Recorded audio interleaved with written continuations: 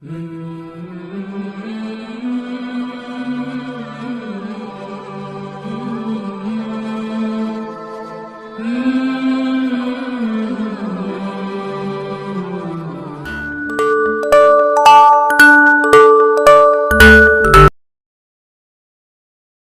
اللہ الرحمن الرحیم۔ الیاس اسلامی زندگی کے پیارے دوستو، السلام علیکم۔ ہم امید کرتے ہیں آپ خیریت سے ہوں گے۔ آج ہم حضرت عمر فاروق رضی اللہ تعالی عنہ سے روایت ہے کہ میں نے سنا ہے رسول اللہ صلی اللہ علیہ وآلہ وسلم فرماتے تھے، اگر تم اللہ پر توکل کرو جس طرح اللہ پر توکل کرنے کا حق ہے تو وہ تمہیں اس طرح روزی دے گا جس طرح وہ پرندوں کو روزی دیتا ہے۔ وہ صبح اٹھتے ہیں، وہ صبح بھوکے نکلتے ہیں اور شام کو پیٹ بھر کر واپس لوٹتے ہیں۔ الیاس اسلامی زندگی کو سبسکرائب کریں، گھنٹی کے بیل آئیکن کو دبائیں تاکہ ہماری ویڈیو آپ تک سب سے پہلے پہنچے۔ 2 لاکھ مربع میل کا بادشاہ کندھے پر راشن رکھ کر بوڑھی عورت کے گھر پہنچ رہا تھا اور کہہ رہا تھا کہ اللہ سے میری شکایت نہ لگانا، مجھے اس دن سے خوف آتا ہے